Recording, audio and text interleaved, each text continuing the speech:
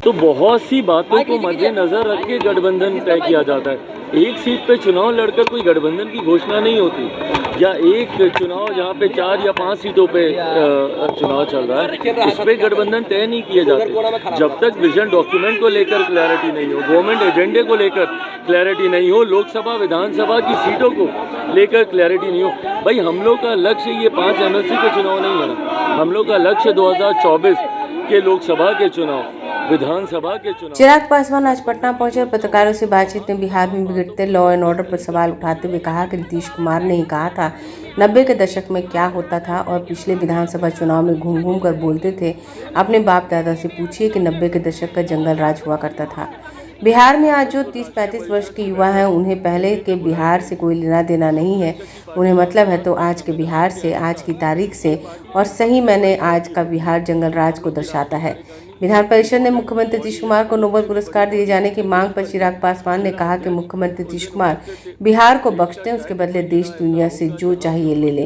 वहीं तेजस्वी यादव को 25 मार्च में पेशी है, उस पर कहा कि ये एक नई प्रक्रिया है, ये एक न्यायिक प्रक्रिया है। बिहार सरकार द्वारा रमजान पर विदेश आदेश दिए जाने पर चिराग पासवान ने कहा सरकार पुष्टिकरण की नीति करती आ रही है और रंग रूप की राजनीति कर रही है। जीतनराम मांझी द्वारा भगवान राम पर दिए गए विवादित बयान पर कहा राम बड़ा है या रावण, इस पर बोलने का मतलब क्या है? आप एक पूर्व मुख्यमंत्री रह चुके हैं, सरकार का हिस्सा हैं, आपको बात करनी चाहिए प्रदेश में विकास कैसे हो, लॉ एंड ऑर्डर कैसे बने रहे, लोगों का भला कैसे हो, ना कि ऐसी फिजूल बातें करें। 20 लाख की इन्होंने बात कर रखी है। देखिए, सिर्फ घोषणाएं करने से चुनावी वर्ष में मुख्यमंत्री जी जान रहे हैं कि कभी भी बिहार में चुनाव होंगे, और कभी भी इसीलिए होंगे क्योंकि जिस तरीके से इनके घटक दल ही इनके ऊपर दबाव बना रहे हैं, तो ऐसे में मुख्यमंत्री नीतीश कुमार जी ये बात जानते हैं कि कभी भी ऐसी परिस्थिति उत्पन्न हो सकती है कि बिहार में मध्यवर्ती चुनाव हो। ऐसे में सिर्फ घोषणाएं करना कि हम इतने लाख को ये देंगे तो उतने लाख को हम वो देंगे, भाई पिछले 18 साल से जो मुख्यमंत्री हैं वो आज भी अगर उनको घोषणाएं ही करनी पड़ी कि हम ये देंगे, और जब कोई रोज़गार मांगने जाता है तो आप उन पे लाठियाँ चलाते हैं। भाई हम लोग तो स्वागत करेंगे अगर आप सही में जो बातें आप कह रहे हैं, अगर आप उन बातों को पूरा कर दें तो हम लोगों से ज़्यादा खुशी और किसी को नहीं होगी। पर ये बातें आपकी सिर्फ बातें रह जाती हैं, इसीलिए बिहार की जनता आपके ऊपर विश्वास नहीं कर पाती। आपराधिक घटना बढ़ गई है, रामचरितमानस लेके आते हैं तो कोई राम पे सवाल खड़ा कर रहे हैं, सदन में आते हैं तो कोई हनुमान। अब बताइए, ये सारी बातें करने वाली बातें हैं क्या? राम थे, राम नहीं थे, ये तमाम बातें हम बार बार कहते हैं ये आस्था का विषय है। भाई जो चीज़ आपके लिए सबसे ज़्यादा महत्वपूर्ण हो सकती है, संभवतः वो दूसरे व्यक्ति के लिए नहीं होगी। छोड़ दीजिए ना उस व्यक्ति की आस्था पर, क्यों किसी की भावना को आप ठेस पहुंचा रहे हैं? एक राजनीतिक दल होने के नाते सबकी भावनाओं का सम्मान करना आपका उत्तरदायित्व बनता है, और राजनेता होने के नाते जनता की सेवा करना आपका काम है ना कि इस तरीके की बातों को उछालकर किसी की भावना को ठेस पहुंचाना। क्या मिल जाएगा भैया ये सारी बातें बोल के कि राम बड़े थे, रावण बड़े थे? ये तमाम बातें करने का औचित्य क्या है, मतलब क्या है? आज की तारीख में भैया आप एक सरकार का हिस्सा हैं, आप लोगों को बेहतर स्वास्थ्य, बेहतर शिक्षा, बेहतर रोजगार कैसे दें, अपराध से कैसे आप लोगों को सुरक्षित रखें, ये जिम्मेदारी है ना आपकी। पूर्व मुख्यमंत्री रह चुके हैं आप, एक बड़ी जिम्मेदारी है आपकी। ऐसे में बिना मतलब की इस तरीके की बातों को कुरेद कर समाज में एक असंतोष पैदा करना कतई जायज़ नहीं। आरजेडी नेता का अपहरण के बाद सवाल कानून व्यवस्था पूछ रहे हैं, हालांकि वो डॉक्टर भी लापता है, डॉक्टर संजीव तक नहीं मिले हैं। एक बार फिर से कहा जा रहा है कि भाई लालू यादव जंगल राज वापसी हो गई, किडनैपिंग शुरू। भाई देखिए, जंगल राज नहीं पता क्या था, कैसा था जंगल राज। हम लोगों को मुख्यमंत्री नीतीश कुमार जी ने ही बताया था कि अरे 90 का दशक जंगल राज का दशक होता था। पिछले विधानसभा के चुनाव में कैसे घूम घूम कर बताते थे कि जाओ जाकर पूछो अपने बाप दादा से 15 साल पहले का बिहार कैसा था। भाई आज की तारीख में जो 20 साल, 25 साल, 30 साल, 35 साल का युवा है उसको नहीं पता, और उसको नहीं फ़र्क पड़ता कि 15 साल, 20 साल पहले का बिहार कैसा था।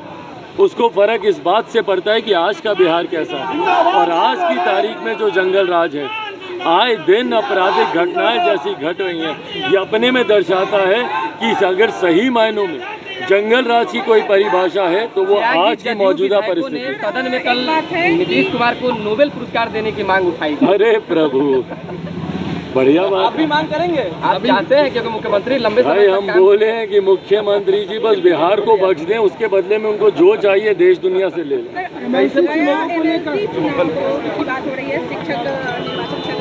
कहा जा रहा है कि आप ही की वजह से पशुपति पारस को टिकट नहीं दिया गया।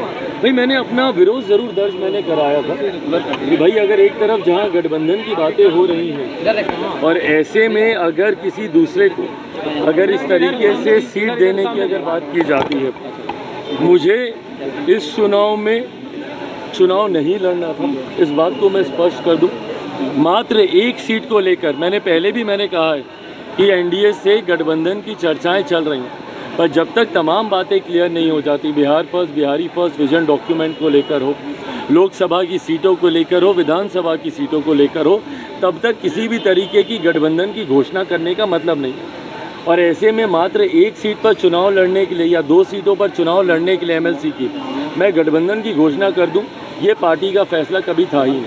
तो इन चुनाव में हम लोगों ने चुनाव नहीं लड़ना था, ये बात पूरी तरीके से स्पष्ट थी। बट हाँ, जिन लोगों ने पार्टी को धोखा दिया है, उन लोगों को गठबंधन में रखकर उन लोगों को चुनाव लड़ाकर गठबंधन की बातें आगे बढ़े, ये भी संभव नहीं। तेजस्वी यादव को लगातार समन भेजा जा रहा है, लेकिन वो तेजस्वी यादव को लगातार समन भेजा जा रहा है, लेकिन वो हाजिर नहीं है। 25 तारीख को हाजिर होने की फिर से बात कही गई। लगता है कि डर है कि भाई मुझे लगता है ये एक न्यायिक प्रक्रिया का हिस्सा है। मैं बार बार इस बात को मानता हूँ कि अगर आपके पास आपने कुछ गलत नहीं किया तो आपके पास डरने के लिए या कुछ छुपाने की कोई वजह नहीं होगी। न्यायिक प्रक्रिया है, अगर आप सही हैं तो उतनी ईमानदारी से आप बाहर भी आएँ। आप समर्थन में हैं और आपकी वजह से चिराग पासवान को टिकट नहीं मिला, तो ये रिश्ता क्या कहलाता है बीजेपी के साथ? मुझे टिकट नहीं मिला, मुझे टिकट चाहिए भी नहीं था भाई, मैं बार बार कह रहा हूँ। अगर आपने अभी तक हमारे चैनल को सब्सक्राइब नहीं किया है तो हमारे चैनल को जल्द से जल्द सब्सक्राइब करें, लाइक करें, शेयर करें और कमेंट करें। क्या आप पत्रकारिता के क्षेत्र में अपना कैरियर बनाना चाहते हैं? तो आज ही royal Ashoka institute of mass communication and journalism में अपनी जगह सुनिश्चित करें।